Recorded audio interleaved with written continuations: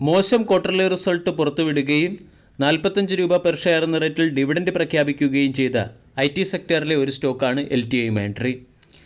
LTI Mindtreeയുടെ quarterly result മോശമാകുമെന്ന് market മുമ്പേ പ്രതീക്ഷിച്ചിരുന്നു. കഴിഞ്ഞ ഒരു മാസം കൊണ്ട് സ്റ്റോക്ക് 5% ഇടിയുകയും ചെയ്തു. പക്ഷേ മാർക്കറ്റിൻ്റെ എസ്റ്റിമേഷനെ മിസ് ചെയ്ത ഒരു ക്വാർട്ടർലി റിസൾട്ടാണ് LTI Mindtree പുറത്തുവിട്ടത്. LTI Mindtree കഴിഞ്ഞ ഒരു മാസം കൊണ്ട് 4.8% ഇടിഞ്ഞ് ഇന്ന് 4733 ക്ലോസിംഗ് നൽകി. LTI Mindtreeയുടെ 52 വീക്ക് ഹൈ 6442, 52 വീക്കിലോ 4148. കഴിഞ്ഞ ഒരു ഇയർ ടിൽ ഡേറ്റിൽ, അതായത് 2024 വർഷത്തിൽ മാത്രം LTI Mindtree എന്ന സ്റ്റോക്ക് 25% കറക്റ്റായി.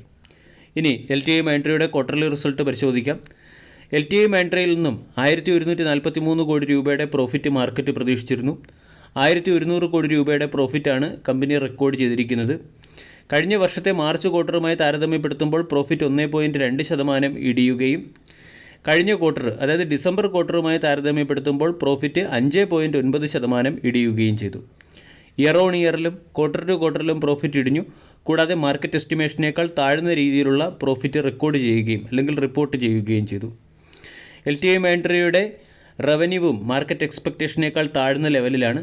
8971 കോടി രൂപയുടെ റവന്യൂ പ്രതീക്ഷിച്ചെടുത്ത് 8892 കോടി രൂപയുടെ റവന്യൂ ആണ് കമ്പനി റിപ്പോർട്ട് ചെയ്തിരിക്കുന്നത്. കഴിഞ്ഞ ഡിസംബർ ക്വാർട്ടറുമായി താരതമ്യപ്പെടുത്തുമ്പോൾ റവന്യൂ 1.4% ഇടിഞ്ഞിട്ടുണ്ട്.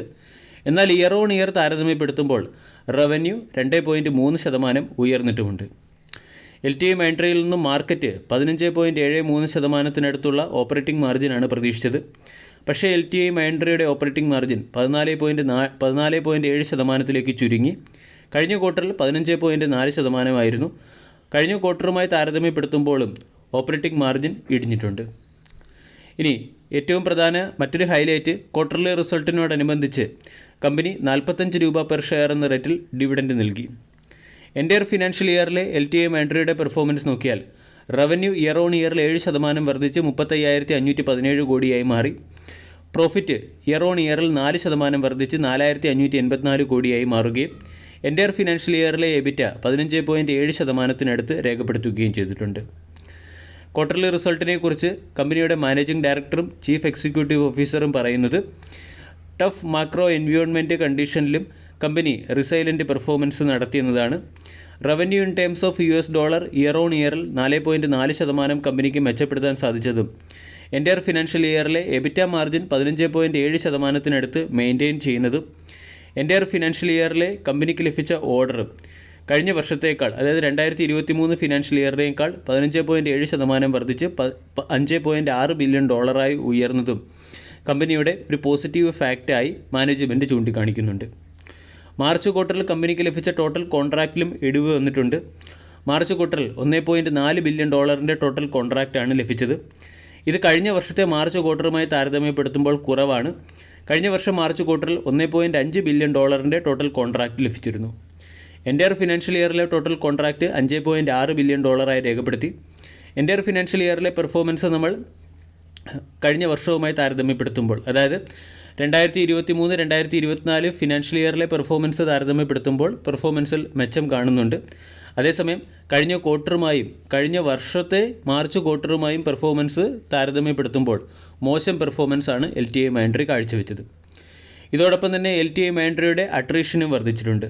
14.2%-ൽ നിന്നും 14.4%-ലേക്കാണ് അട്രീഷൻ വർദ്ധിച്ചിരിക്കുന്നത്. ക്വാർട്ടർ 4-ൽ മാത്രം 821 എംപ്ലോയീസ് കമ്പനി വിട്ടുപോയി. ടോട്ടൽ ഹെഡ് കൗണ്ട് 81,650-ലേക്ക് ചുരുങ്ങിയിട്ടുണ്ട്. ഇയർ ഓൺ ഇയറിൽ 2,896 എംപ്ലോയീസാണ് LTI Mindtree എന്ന കമ്പനി വിട്ടുപോയത്.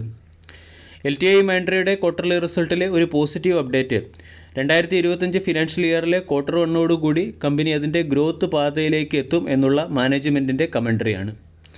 LTI Mindtree എന്ന സ്റ്റോക്ക് ഇപ്പോൾ 4733 ട്രേഡ് ചെയ്യുന്നു. 4500 പ്രധാനപ്പെട്ട ഒരു സൈക്കോളജിക്കൽ സപ്പോർട്ടാണ്. 4500 എന്ന സപ്പോർട്ട് നഷ്ടമായാൽ സ്റ്റോക്ക് ചിലപ്പോൾ 52 വീക്ക് ലോയിലേക്ക് എത്തും. മാർക്കറ്റ് പ്രതീക്ഷിച്ചതായിരുന്നു കമ്പനിയുടെ ക്വാർട്ടർലി റിസൾട്ട് മോശമാകുമെന്ന്. അതുകൊണ്ട് ഈ വീക്ക് ക്വാർട്ടർലി റിസൾട്ട് ചിലപ്പോൾ മാർക്കറ്റിൽ ഫാക്ടേഡ് ആകാനും അല്ലെങ്കിൽ ഫാക്ടറിനാകാനും സാധ്യതയുണ്ട്. വീഡിയോ എല്ലാവർക്കും ഇഷ്ടമായി എന്ന് വിശ്വസിക്കുന്നു. താങ്ക്